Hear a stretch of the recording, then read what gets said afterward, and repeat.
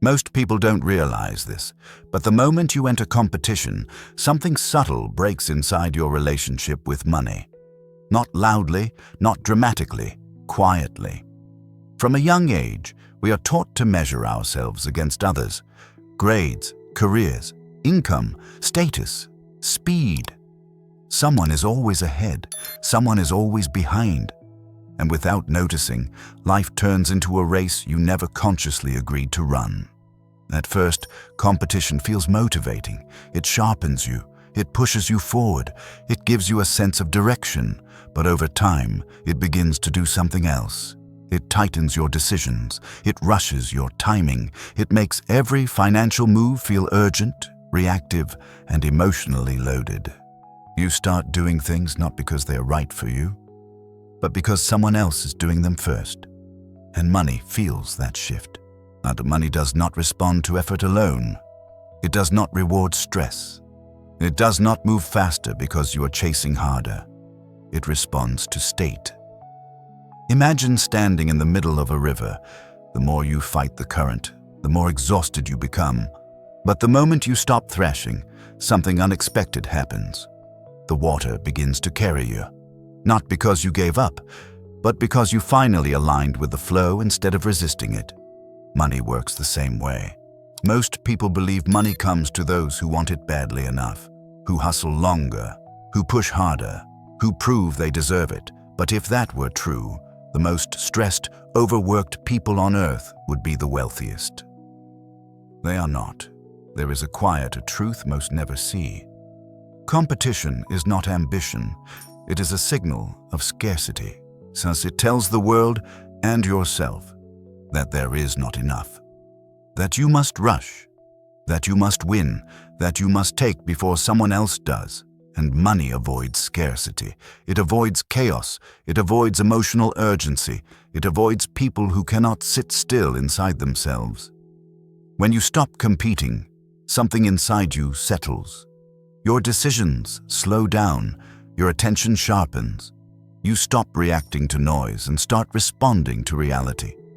You no longer need to prove that you are ahead, smarter, faster, or better. You become grounded.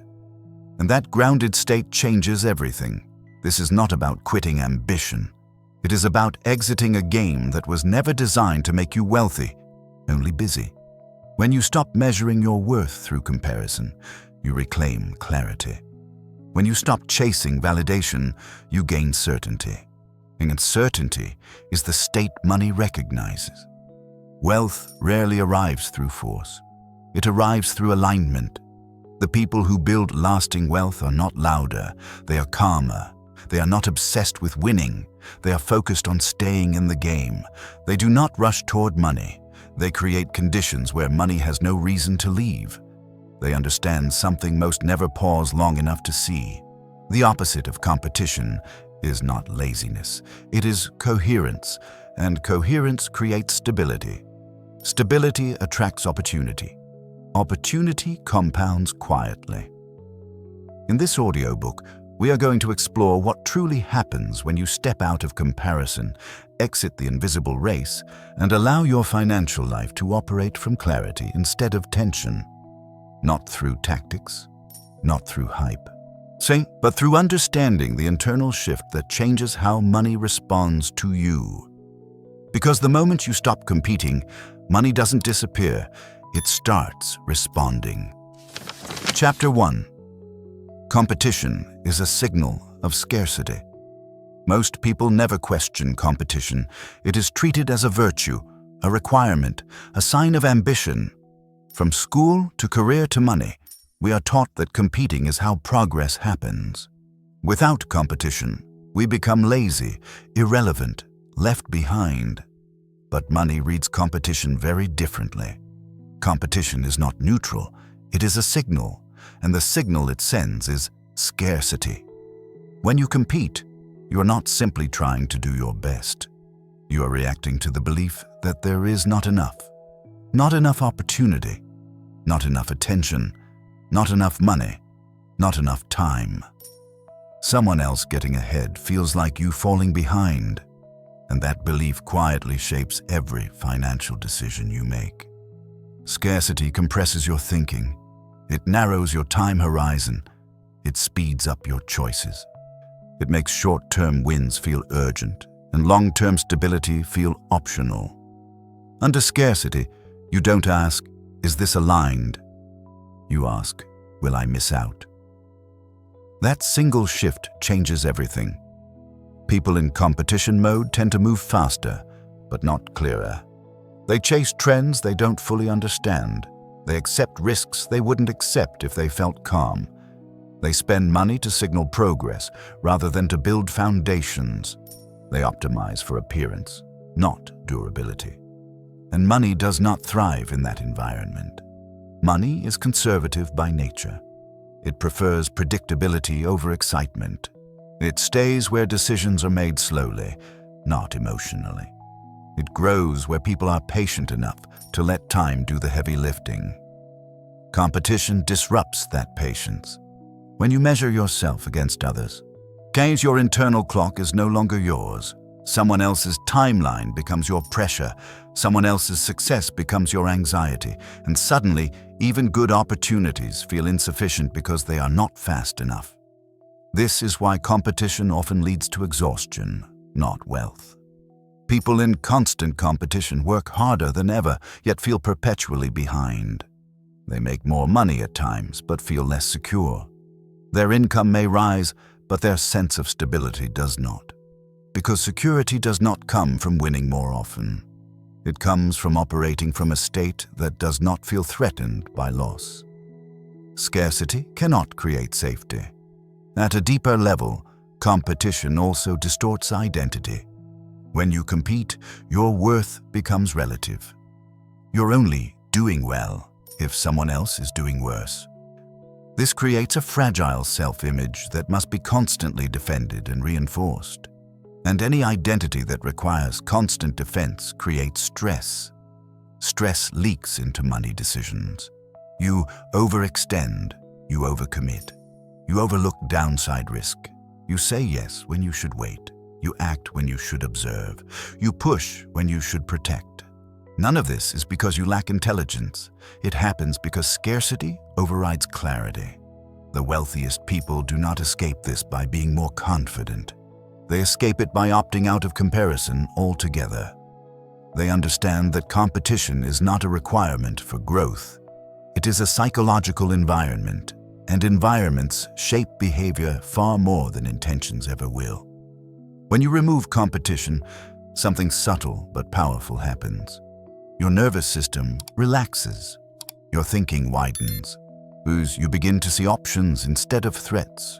You stop reacting to noise and start noticing patterns.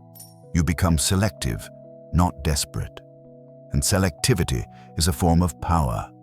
This is why many people misunderstand calm as complacency. In reality, calm is the absence of internal threat. It allows you to play a longer game. It allows you to say no without fear. It allows you to wait without anxiety. Money follows that posture. Competition also encourages visibility over substance. When everyone is trying to be seen, the loudest signals win attention, not the strongest foundations. People confuse motion with progress, activity with value, speed with effectiveness. But money is indifferent to how impressive something looks. It responds to consistency. It responds to coherence. It responds to systems that can survive boredom. The most stable wealth is built in environments that feel almost uneventful. Decisions are boring. Processes repeat. Outcomes compound quietly. There is no race to announce results, because results are not used as proof of worth. This is what scarcity never understands. Scarcity believes money must be taken. Abundance understands money must be hosted, and hosting requires space.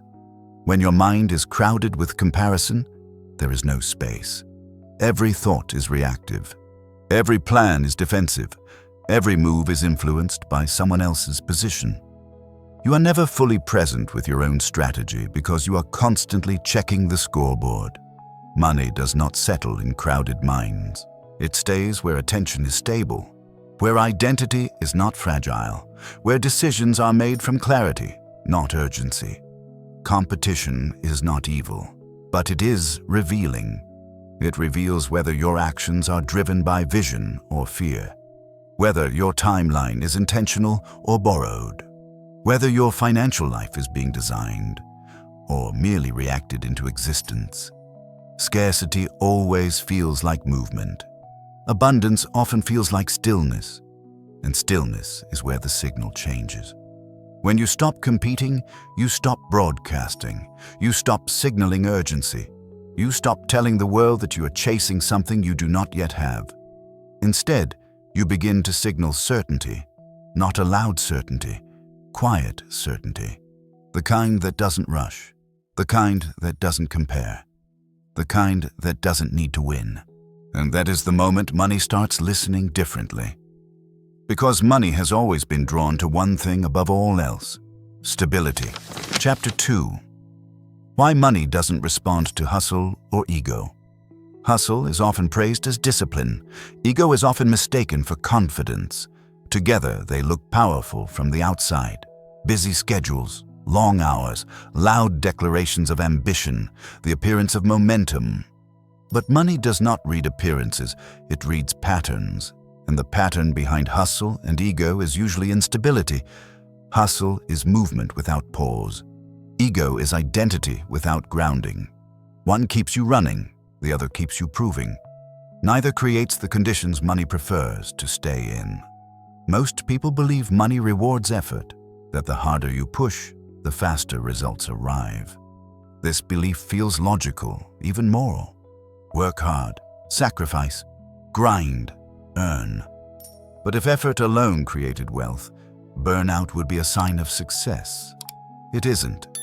Hustle often comes from urgency, not clarity. It's the feeling that if you slow down, you'll fall behind, that if you don't act now, someone else will take the opportunity. This pressure shortens your decision-making window. It pushes you toward action before understanding, toward movement before alignment. Money avoids that state. Ego, on the other hand, comes from the need to be seen, to be recognized, to be validated through outcomes. It turns money into a scoreboard instead of a tool. Gains become proof. Losses become threats to identity. And when identity is on the line, decisions stop being rational. They become defensive. You take risks to look bold. You hide mistakes to protect your image. You double down to avoid looking wrong. Money does not cooperate with any of this. Money prefers neutrality. It grows where emotions are regulated, not amplified.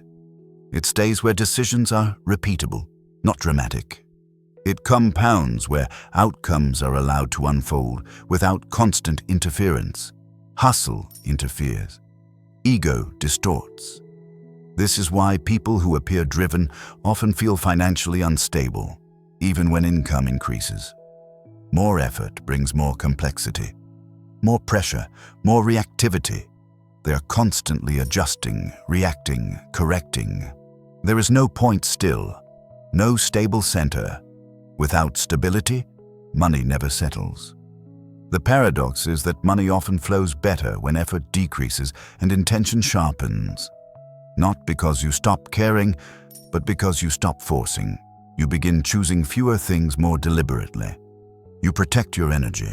You let systems work instead of constantly intervening. This shift feels uncomfortable to those addicted to motion. And stillness can feel like laziness when your identity is built on effort. But stillness is not inactivity. It is restraint. And restraint is a form of intelligence. Ego resists restraint. Ego wants to announce progress. It wants recognition before results. It wants confirmation now. But money does not respond to wanting. It responds to containment. Containment is the ability to hold value without leaking it through impulsive decisions. It's the discipline of not reacting to every opportunity, trend, or comparison. It's knowing that doing less, but doing it consistently, creates far more leverage than doing everything loudly.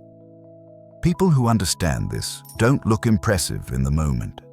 They look patient, sometimes even inactive, but their financial lives feel calm, predictable, expandable. That calm is not accidental, as it comes from operating without the need to prove. When you no longer need money to validate you, your relationship with it changes. You stop chasing returns to feel worthy. You stop forcing growth to feel ahead. You begin letting outcomes arrive as a consequence, not a defense. Money respects that posture. Hustle tells the world you are desperate for movement. Ego tells the world you are dependent on perception. Neither signals durability, and durability is what money ultimately seeks. Wealth is not built by intensity. It is built by repeatability. Repeatable decisions, repeatable habits, repeatable emotional states. Hustle burns through all three. Ego destabilizes all three. This is why the most financially stable people are often the least reactive. They do not rush to respond to noise. They do not feel threatened by others' success. And they do not need constant confirmation that they are doing well. Their confidence is quiet because it is internal. Their effort is focused because it is intentional. They understand something subtle but critical. Money is not impressed by how hard you try. It is influenced by how consistently you behave. Consistency requires calm. Calm requires certainty. Certainty requires an identity that is not under negotiation. Once your identity stops fluctuating with outcomes, your financial decisions stabilize. You no longer overextend during highs or panic during lows. You don't need to force progress because you trust the process you've chosen. This trust changes how money responds. Opportunities become clearer because you're not chasing everything. Risks become manageable because you're not betting identity on outcomes. Time begins working for you because you're no longer trying to outrun it. Hustle tries to dominate time. Ego tries to impress others. Wealth quietly collaborates with time. The shift away from hustle and ego is not a downgrade. It is a maturation. It marks the moment you stop treating money as something to conquer and start treating it as something to steward. Stewardship requires humility. Humility creates stability. Stability invites growth. This is the order most people reverse. They try to grow first, stabilize later, understand last. But money does not follow that sequence. When you release the need to hustle for worth and the need to use money as proof, your financial life begins to feel less chaotic. Not because you're doing less, but because you're doing what actually matters. And when effort becomes precise and ego becomes irrelevant, money finally has something it recognizes. A stable place to stay. Chapter 3. The hidden cost of always trying to win. Winning sounds harmless, even admirable. From the outside, it looks like ambition sharpened into results. But beneath the surface, the constant need to win carries a cost most people never calculate. Not financial at first, psychological. When winning becomes the goal, everything else becomes secondary. Timing, alignment, sustainability, all quietly sacrificed for momentum. You stop asking whether something fits your long-term direction and start asking whether it beats someone else's result. That question is expensive. The need to win compresses time. It turns months into days, years into quarters, and life into a series of urgent checkpoints. You are no longer building, you are racing, and races reward speed, not stability. Money does not thrive in races. The hidden cost of always trying to win is that your nervous system never rests. There is always another benchmark, another comparison, another moment where you could fall behind. Even success becomes stressful because it raises expectations instead of providing relief. You win once, and now you must defend it. This creates a cycle where effort increases, but satisfaction never arrives. You're always chasing the next proof, and proof, by definition, is never permanent. It must be renewed constantly. Money senses this instability. When your inner state is tied to outcomes, every financial decision carries emotional weight. A gain feels like validation. A loss feels personal. You stop seeing money as a tool and start experiencing it as a verdict. This is when mistakes multiply. You hold on too long because losing would mean being wrong, till you exit too early because protecting wins feels safer than letting them grow. You take unnecessary risks because standing still feels like losing. None of this comes from poor intelligence. It comes from identity pressure. Winning culture trains you to believe that rest equals weakness, patience equals hesitation, and caution equals fear. But in reality, most lasting wealth is built through restraint, not aggression. The richest outcomes are rarely the most dramatic ones. Always trying to win also distorts how you define progress. Instead of measuring growth against your own values and direction, you measure it against other people's highlights. Their visible success becomes your invisible pressure. You forget that you are not playing the same game. Yet you judge yourself by their scoreboard. This misalignment quietly drains energy as you start investing attention where it doesn't belong. You chase opportunities that don't fit your temperament. You mimic strategies that work for others but conflict with your own risk tolerance. Over time, your financial life becomes fragmented, busy, but incoherent. Money does not stay in fragmented systems. Fragmentation creates leaks, energy leaks, focus leaks, capital leaks. Even when income rises, stability does not follow. Because stability requires cohesion, a clear center that decisions orbit around. Winning culture has no center. It only has momentum. And momentum without direction eventually crashes. Another hidden cost of always trying to win is that it trains you to ignore downside risk. When the focus is on beating others, survival feels secondary. Protecting capital looks boring compared to chasing upside. You underestimate how many people didn't lose because they were unlucky, but because they needed to win. Needing to win removes margin for error. It pushes people into all-or-nothing thinking, big bets, overconfidence, emotional attachment to outcomes. This is why so many financial stories begin with impressive growth and end with quiet collapse. Not because the person lacked skill, but because they lacked restraint. Restraint is invisible in competitive environments. It doesn't earn applause. It doesn't trend. It doesn't make headlines. But it is the difference between temporary success and durable wealth. The people who build wealth that lasts are not obsessed with winning individual moments. They are obsessed with staying solvent, flexible, and calm across many seasons. They would rather miss a few opportunities than expose themselves to one catastrophic mistake. This mindset looks slow to outsiders. It feels boring to competitors, but it works. Always trying to win also erodes your relationship with time. You begin to see time as something to defeat rather than something to cooperate with. Waiting feels intolerable.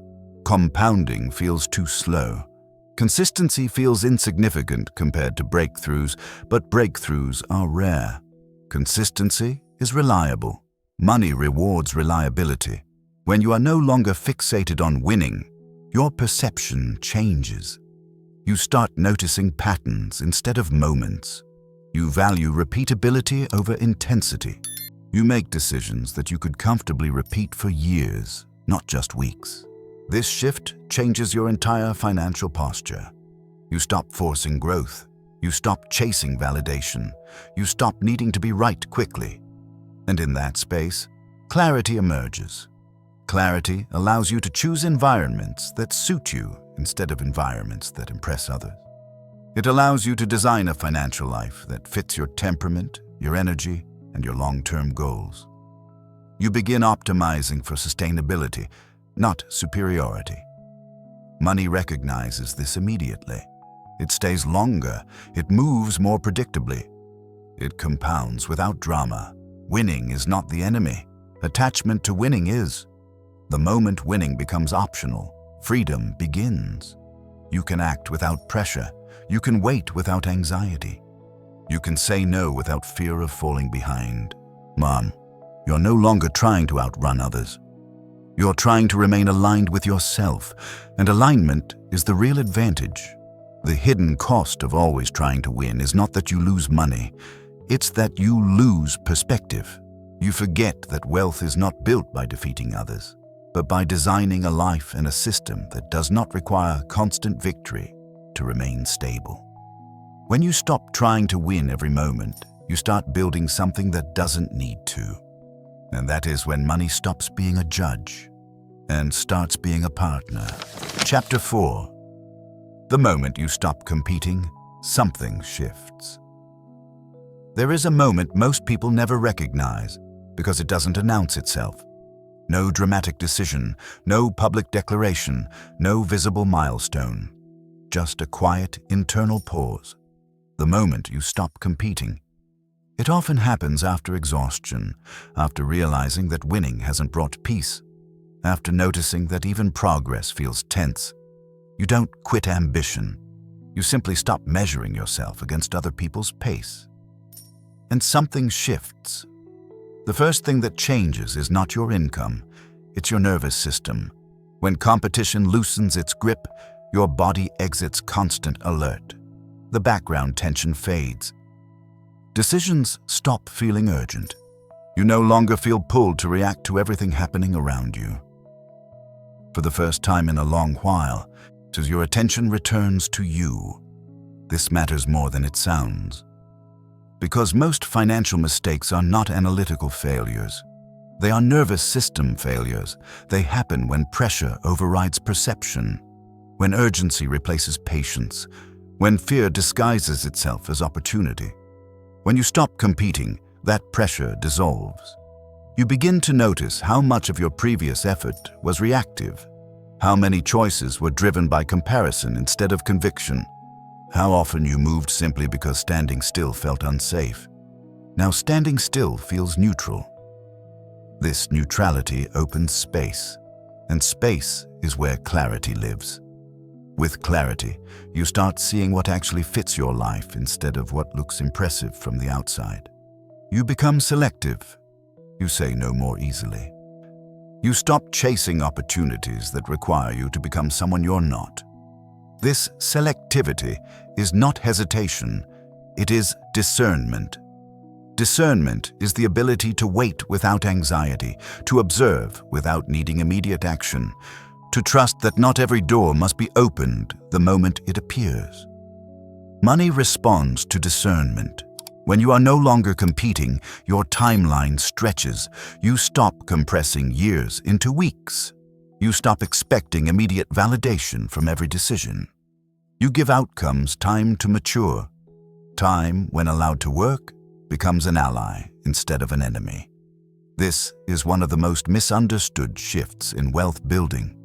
People assume slowing down means doing less. In reality, slowing down means doing fewer things, but doing them with full alignment.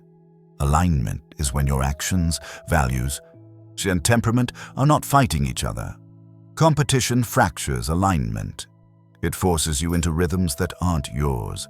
It pressures you into strategies that conflict with your natural pace. Over time, this creates internal friction, and friction creates errors. When competition ends, friction fades. Your decisions become quieter but stronger. You don't feel the need to explain them. You don't look for approval. You trust your reasoning because it is no longer borrowed from comparison. This trust stabilizes your behavior. You stop overcorrecting. You stop chasing momentum. You stop abandoning plans prematurely. Stability emerges not because you are more disciplined, but because your mind is no longer split between your path and someone else's. Money recognizes stability immediately. It doesn't rush in, it settles. Opportunities begin to appear differently. Not louder, not faster, clearer. You notice connections you missed before. You see long-term advantages instead of short-term wins. You recognize when patience is more valuable than action. This is not intuition becoming sharper. It is noise becoming quieter. When competition fades, your identity shifts as well. You no longer define yourself by position or rank. Your worth is no longer relative. It becomes internal, stable, non-negotiable. This identity change is subtle but powerful. Without the need to prove yourself, you stop forcing outcomes. You let results speak when they're ready. You don't inflate wins or dramatize losses. Everything becomes information, not judgment.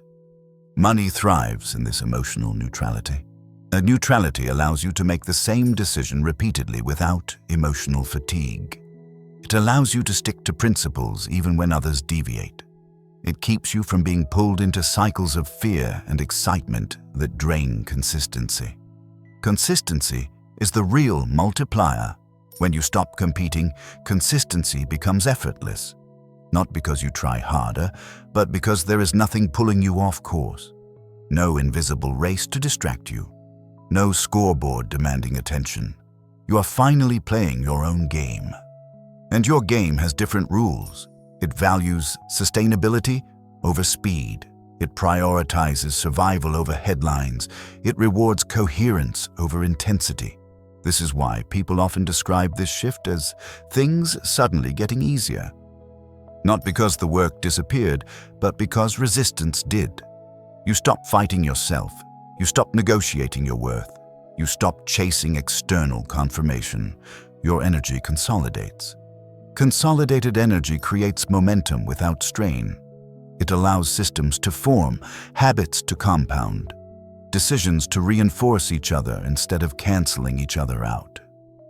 Money responds to this consolidation. It becomes easier to keep, easier to manage, easier to grow slowly without anxiety. You no longer feel the urge to accelerate unnecessarily or to prove progress prematurely. Progress becomes quiet. Quiet progress doesn't attract attention, but it attracts durability. And durability is what wealth ultimately cares about. The moment you stop competing is the moment you stop broadcasting scarcity. You stop signaling urgency. You stop telling the world that you are chasing something you fear you might miss. Instead, you begin signaling certainty. Not certainty about outcomes, certainty about direction. You know where you're going. You know why you're doing what you're doing, and you're no longer rushed by someone else's timeline. That certainty changes how life responds to you. Not just money, everything. Because the world responds differently to people who are not trying to win, but are quietly building something that doesn't need to. Chapter 5. Certainty is the state money recognizes. Certainty is often misunderstood. People confuse it with confidence, arrogance, or loud self-belief. But true certainty is none of those things. It doesn't announce itself. It doesn't seek agreement. It doesn't need reinforcement. Certainty is quiet. It is the internal decision that no longer requires negotiation. When you have certainty, you're not constantly reassessing your worth. You're not scanning the environment for signals that you are doing well or falling behind. You are not emotionally dependent on outcomes to tell you who you are. And money notices this immediately. Money does not respond to confidence displays. It does not respond to bold claims. It responds to internal stability. Certainty creates stability because it removes internal debate. When your mind is no longer split between options, comparisons, and imagined futures, your actions become clean. You move without hesitation, but also without rush. You wait without anxiety. You act without force. This is the state money recognized. Most financial chaos comes from uncertainty disguised as activity. People take action not because it is right, but because uncertainty feels unbearable. Doing something feels safer than sitting with doubt. But action taken to escape discomfort rarely leads to clarity.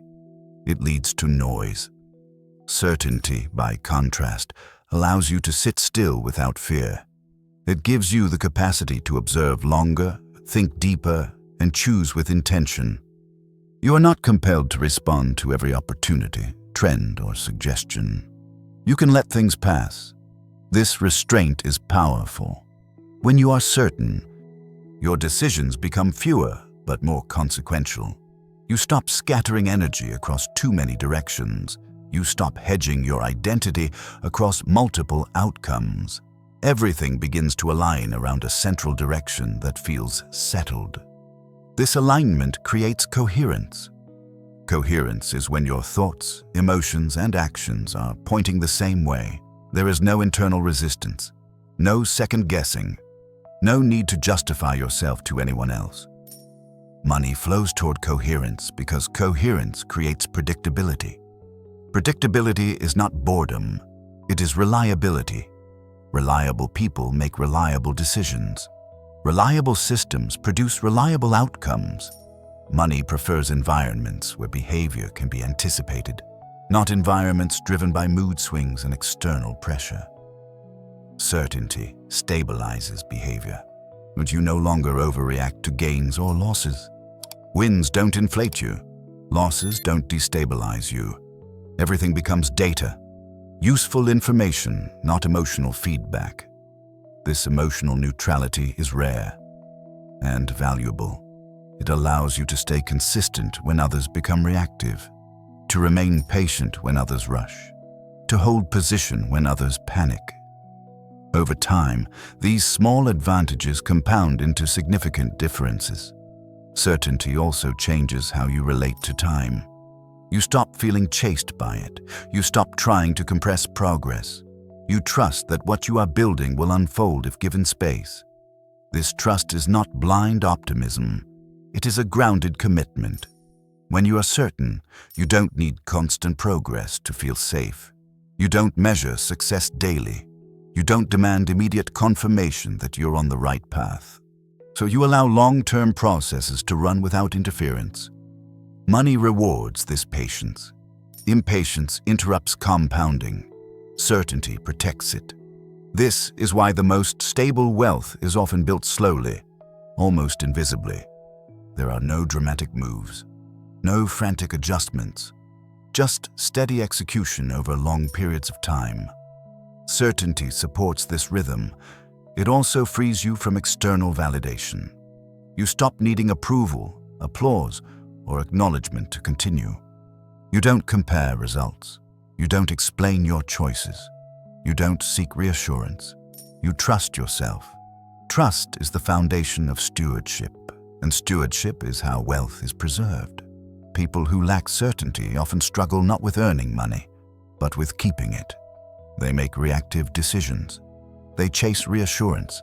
They abandon strategies too early, while they oscillate between extremes. Certainty smooths these oscillations. When you know who you are and what you are building, your financial life becomes less dramatic. Not because nothing happens, but because nothing threatens your identity. You are no longer emotionally invested in being right quickly. You're invested in being aligned consistently. This shift changes your risk profile. You become more conservative where it matters and more patient where it counts. You protect downside before chasing upside. You prioritize survival over excitement. Money respects this order. Certainty also allows you to operate independently of the crowd. You're not pulled into collective fear or collective greed. You don't feel pressure to conform. You don't feel the urge to prove that you belong. Belonging is internal now. This independence creates an emotional buffer. While others react to headlines, trends, and noise, you remain anchored. Your decisions are insulated from volatility because they are rooted in clarity, not comparison. Over time, this insulation becomes an advantage. You stay in the game longer. You avoid unnecessary mistakes. You let compounding do its work. Certainty is not certainty of outcome. It is a certainty of direction. You may not know exactly how things will unfold, but you know where you are heading and why.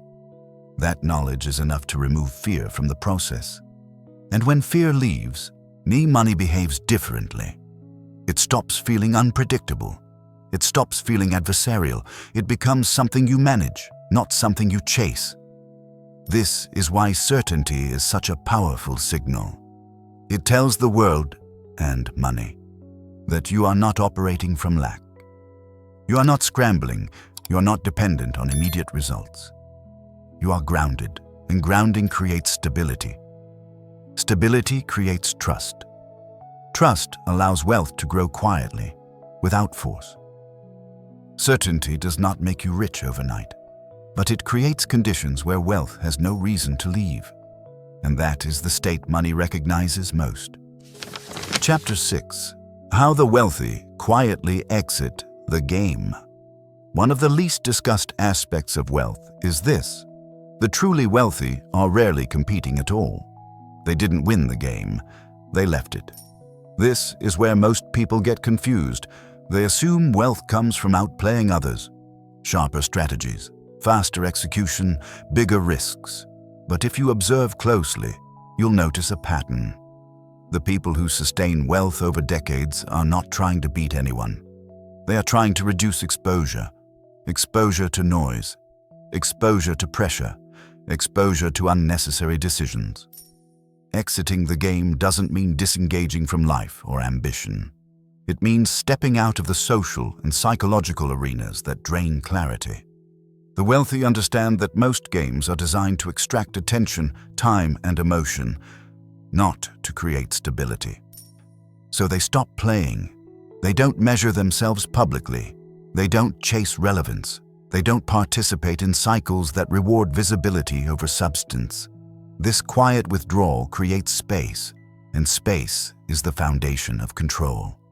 When you are no longer trying to win a social or financial race, your decisions stop being performative. You don't need them to look good. You need them to work. This shift alone eliminates a massive amount of error. Most financial mistakes are not strategic failures. They are social ones. People invest because others are investing. They spend because others are spending. They take risks because others are celebrating risk. The wealthy notice this and step aside. They understand that crowd behavior is rarely aligned with long-term outcomes. Crowds move on emotion. Wealth requires emotional neutrality. So instead of trying to outperform the crowd, they avoid being influenced by it altogether. This is what exiting the game really means. It's not about isolation, it's about insulation. Insulation from comparison allows you to make decisions based on reality, not perception. It allows you to protect capital when others are chasing returns. It allows you to wait when others feel pressured to act. Waiting is uncomfortable for those still playing the game. It feels like falling behind, but for those who've exited, waiting is strategic. The wealthy also quietly exit the game of constant optimization. They are not always tweaking, adjusting, or reacting. Once something works, they let it work. They resist the urge to improve everything continuously, because improvement often introduces fragility. Stability beats novelty. They prefer systems that are boring but reliable, processes that repeat without supervision, decisions that can be made the same way even on bad days. This preference looks uninspired to outsiders, but it is deeply intentional. Boredom is safe. Drama is expensive. Exiting the game also means redefining success. The wealthy are not trying to maximize upside at all costs. They are trying to minimize regret. They value flexibility over acceleration, optionality over dominance. Optionality is the ability to choose. When your life is designed with optionality, you're not forced into bad decisions. You can say no. You can walk away. You can pause. This freedom is worth more than any single win. People still playing the game often misunderstand this. They see restraint as fear, caution as weakness, silence as lack of ambition. But restraint is how wealth protects itself. Wealth is not aggressive, it is defensive first. This is why the wealthy obsess over the downside. They think in terms of survival, not victory. They ask, what could break this? Before asking, how big can this get?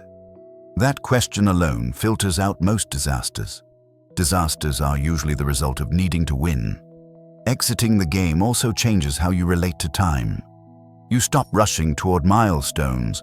You stop trying to compress decades into years. You allow your life to unfold at a pace that supports health, relationships, and clarity. This pacing is not accidental. It preserves decision quality. It protects energy. It extends your runway. The runway is everything. A long runway gives you room to recover from mistakes. It allows compounding to work. It reduces pressure. The pressure is what forces people back into the game. Reacting, chasing, proving. The wealthy protect their runway fiercely. They also exit the game of public validation. They don't need applause for progress. They don't announce plans. They don't broadcast wins. Visibility attracts expectations. Expectations create pressure. Pressure distorts judgment. So they stay quiet. Quiet is not a secret. Quiet is selectivity. They share information only where it's useful. They take advice from those who understand the cost of mistakes, not those who celebrate risk. They curate their environment carefully because the environment shapes behavior. This environmental control is one of the most underrated advantages of wealth. When you exit the game, your environment simplifies. Fewer voices, fewer comparisons, fewer impulses. You regain mental bandwidth. And with bandwidth comes clarity. Clarity compounds. It improves every decision, not just financial ones. It allows you to see second-order effects. It helps you avoid traps disguised as opportunities. It keeps you grounded when others are pulled by emotion. Money responds to this grounded state. It stays where it feels protected. It grows where it is managed calmly. It avoids environments filled with urgency and noise. The wealthy didn't escape competition by winning harder. They escaped by realizing that the game itself was the risk. And once they stepped out, everything slowed down in the best possible way. They stopped trying to impress. They stopped trying to dominate. They started trying to endure. Endurance is the real advantage. And endurance only becomes possible once you are no longer trying to win a game that never truly ends. Chapter 7. When money starts responding without force. There is a noticeable shift when force leaves your financial life. It doesn't arrive with excitement or celebration. In fact, many people miss it at first. The absence of tension feels unfamiliar, almost suspicious. You're so used to pushing, proving, accelerating, that calm can feel like stagnation, but it isn't. This is the phase where money begins to respond without being chased. When force disappears, your decisions change quality. You're no longer trying to extract results from every action. You're no longer pressuring outcomes to justify your effort. Instead, you're operating from a settled internal position, and that stability alters how opportunities interact with you. Money behaves differently around people who are not trying to control it. Force is a signal of distrust. It says you don't believe things will work unless you intervene constantly. It says you expect loss unless you push. And when force becomes habitual, it trains you to overmanage, overtrade, and overreact. Money resists that environment. When force leaves, space appears.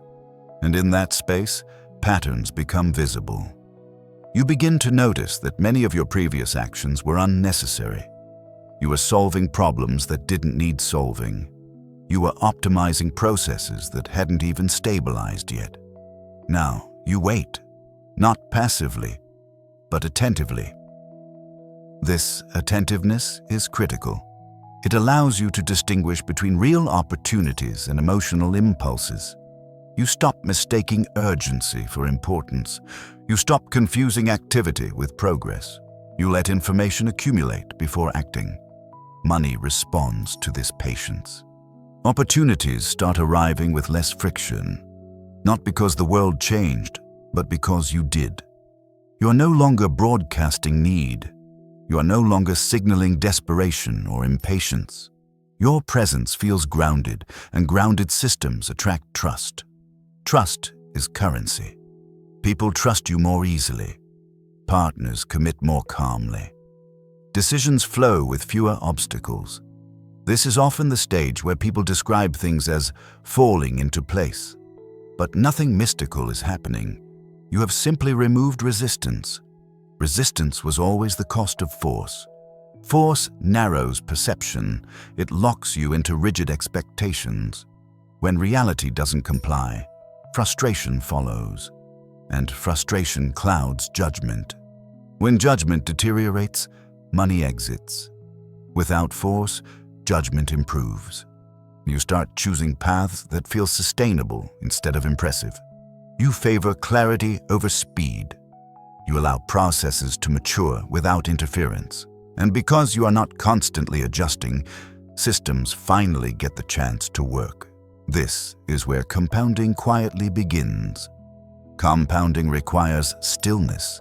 It needs time without interruption. Every forced adjustment resets the process. Every emotional reaction interrupts growth. When force disappears, time is allowed to do what it does best. Money rewards this restraint.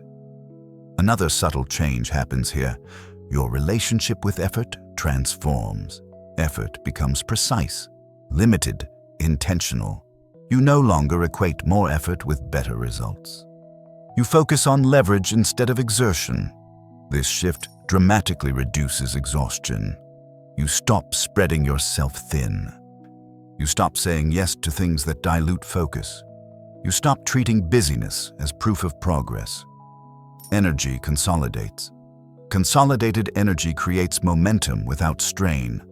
Decisions reinforce each other instead of competing for attention. Your financial life begins to feel coherent, not chaotic. Money stays in coherent environments. Force also disappears from how you measure success. You stop checking constantly. You stop evaluating progress daily. You trust the direction enough to allow distance between reviews. This emotional distance protects objectivity. Objectivity is rare and valuable. It keeps you from interfering when patience is required. It prevents premature exits. It reduces the urge to lock in small wins out of fear. You begin allowing gains to grow naturally. This is when money starts responding in ways that feel almost effortless. Not dramatic leaps, not sudden windfalls, but steady alignment. Things work because they make sense, not because you push them to. The right conversations happen at the right time. The right decisions feel obvious instead of stressful. You move when clarity arrives, not when pressure demands. This is how force fades completely. At this stage, money no longer feels like something you manage aggressively. It feels like something you steward. You protect it. You place it carefully. You let it rest where it's productive. Stewardship replaces domination. Domination exhausts resources. Stewardship preserves them. People who never reach this stage often believe wealth is about intensity. They admire dramatic moves and bold risks. But those who have lived long enough in money understand something else. Intensity burns out. Consistency endures. Without force, your financial life becomes boring in the best possible way. There are fewer surprises, fewer emotional spikes, fewer urgent decisions. And this boredom is not stagnation, it is stability. Stability attracts opportunity quietly. Opportunities don't rush you anymore. They wait. They align with your pace. They don't demand emotional sacrifice. You choose them calmly or let them pass without regret. This freedom is the reward. You are no longer trying to make money happen. You are creating conditions where money has no reason to resist you. And resistance was always the problem. When force disappears, clarity leads. When clarity leads, trust forms. When trust forms, money responds. Not because you asked louder, not because you tried harder, but because you finally stopped pushing against the very thing you were trying to build. And in that stillness, money does what it has always done best. It settles. Chapter 8. A different definition of success. At some point, Usually without ceremony, your definition of success begins to change. Not because you failed at the old one, but because you outgrew it. What once felt motivating now feels heavy. What once felt impressive now feels unnecessary. This is not a loss of ambition, it is refinement. For most of life, success is defined externally. Titles, numbers, recognition, being seen as capable, ahead, accomplished. These markers are easy to understand and easy to compare. They give quick feedback, and they quietly keep you tethered to other people's expectations. But wealth, in its most durable form, does not depend on any of that. As you step away from competition and force, success begins to look less like achievement and more like control. Control over time, control over attention, or control over the decisions that shape your days. This kind of success is not loud. It does not demand proof. It does not invite comparison. It does not expire when circumstances change. You stop asking, "How much more can I get?" and start asking, "How little do I need to stay free?" This question flips the entire structure of your financial life. Instead of building toward excess, you begin building toward sufficiency. Sufficiency is underrated. It creates margin. Margin creates safety. Safety creates optionality. Optionality is the ability to choose without pressure, to say yes when it aligns, to say no without fear, to pause without consequences.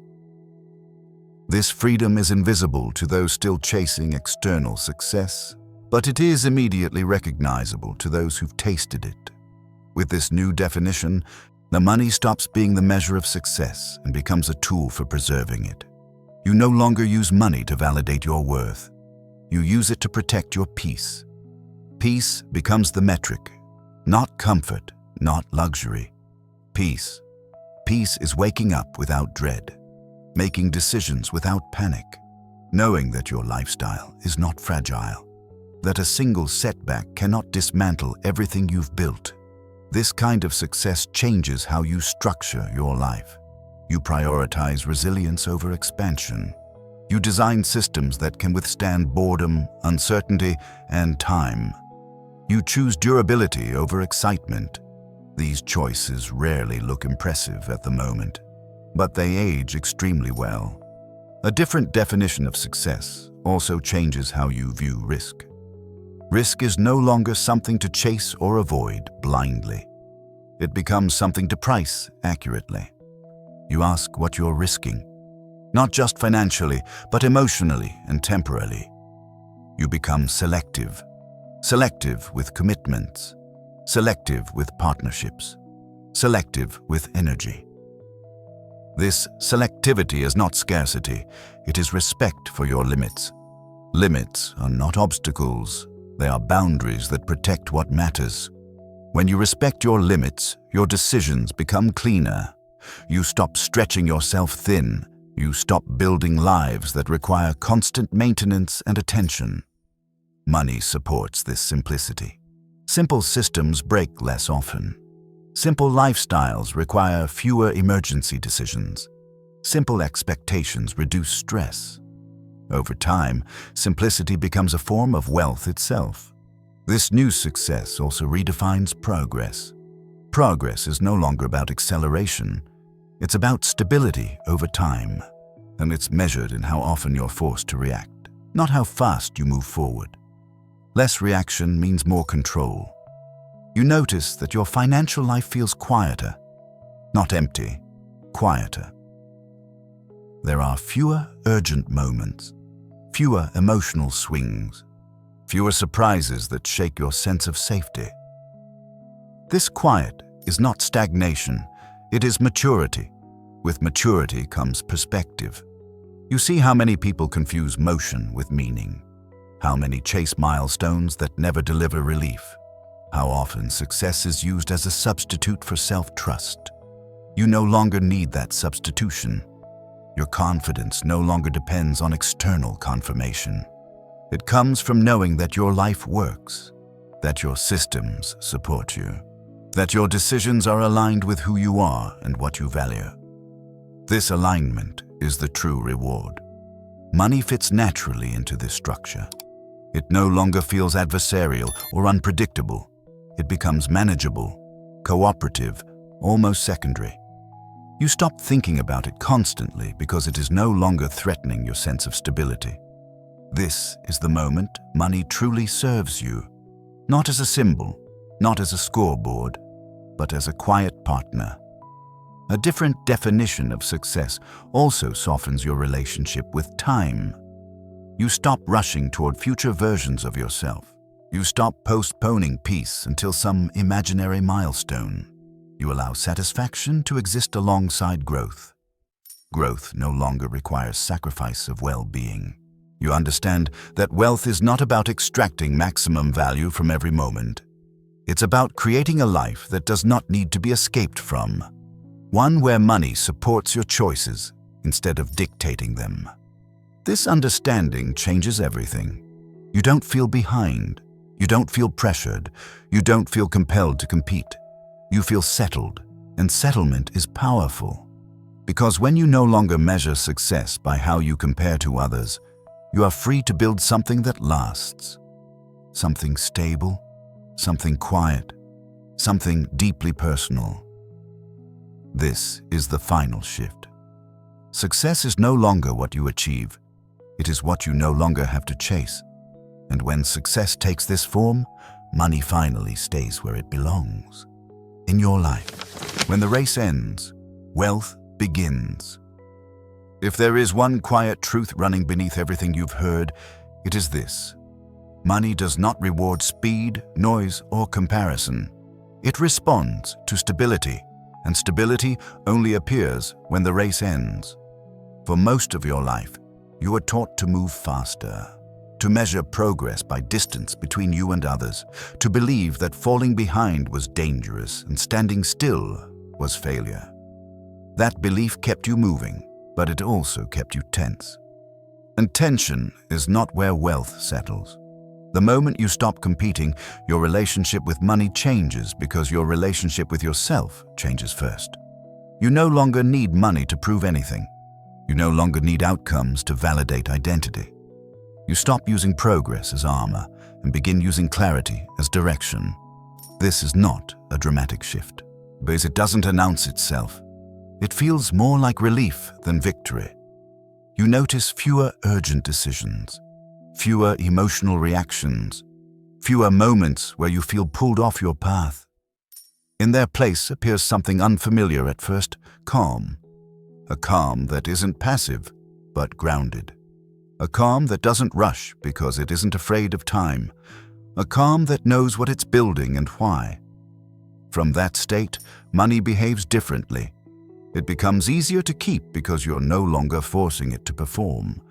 Easier to manage because decisions are simpler. Easier to grow because compounding is allowed to work without interruption. Nothing magical happens. Nothing explodes overnight. Things just start making sense. You choose better environments. You avoid unnecessary risk. You let go of strategies that require constant attention. You design a life that doesn't depend on perfect timing or constant wins to remain stable. That design is the real wealth. When competition ends, you stop broadcasting scarcity. You stop signaling urgency. You stop telling the world that you're chasing something you might miss. Instead, you begin signaling certainty. Not certainty of outcome, but certainty of direction. And direction is enough. From here, success looks different. It is no longer defined by how far ahead you are, but by how little pressure your life contains, by how resilient your systems are, by how rarely money disrupts your peace. This version of success doesn't need applause, it doesn't need comparison, it doesn't need to be explained. It simply works. You don't feel behind anymore, because there is no race. You don't feel compelled to accelerate, because nothing is chasing you. You don't feel the need to win because you're no longer playing a game that rewards exhaustion. And in that absence of force, something remarkable happens. money stops feeling like a problem to solve. It stops feeling unpredictable. It stops feeling personal. It becomes a tool, quiet, neutral, cooperative. That is the natural outcome of alignment. Wealth, in the end, is not built by those who compete harder.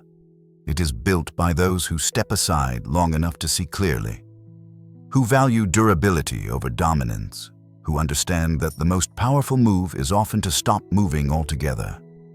When you stop competing, you don't lose ambition. You gain control. And control over time, attention, and choice is the foundation on which lasting wealth is quietly built.